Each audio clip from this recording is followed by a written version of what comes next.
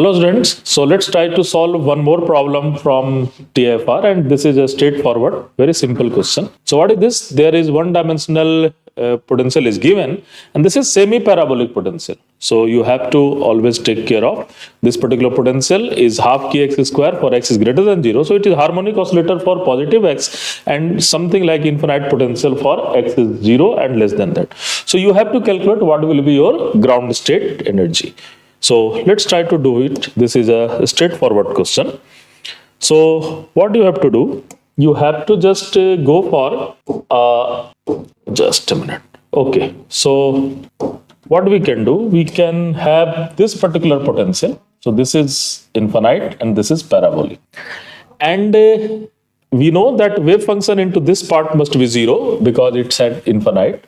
And once you will solve the Schrodinger wave equation into this side, then you have exactly same solution. So what will be the solution? The solution will be something like, I am just taking it dotted here because, so here your solution will be something like Gaussian. That is mathematical solution I am talking about. This is your Gaussian. The first excited state, the complete solution will be something like this. And here I am taking it dotted. So these are the mathematical solutions. So n is equal to 0, n is equal to 1.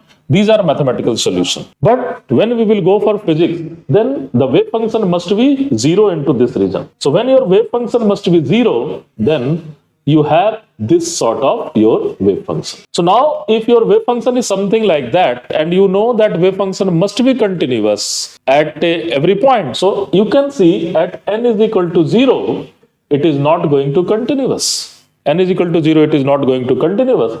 And n is equal to 1, it is going to be continuous. So this is not an allowed wave function because it is not satisfying the boundary condition. So what will be the energy eigenvalue for this one? That will be n plus half h cut omega. And where n will be, you can find only the n odd is there because n is equal to 0, n is equal to 2, n is equal to 4, all are even wave function and which is not going to be a continuous at x is equal to 0, but n is equal to 1, n is equal to 3, all are your odd wave function and which is going to continuous at x is equal to 0. So what will be your answer? We can put n is equal to 1, so that is 3 by 2 h cut omega. And now this potential is given half kx square, and what is omega? Omega is nothing but root under k upon m, and now this can be written as 3 by 2 h cut root under k upon m. So this is a quite simple question, straightforward textbook question you can see.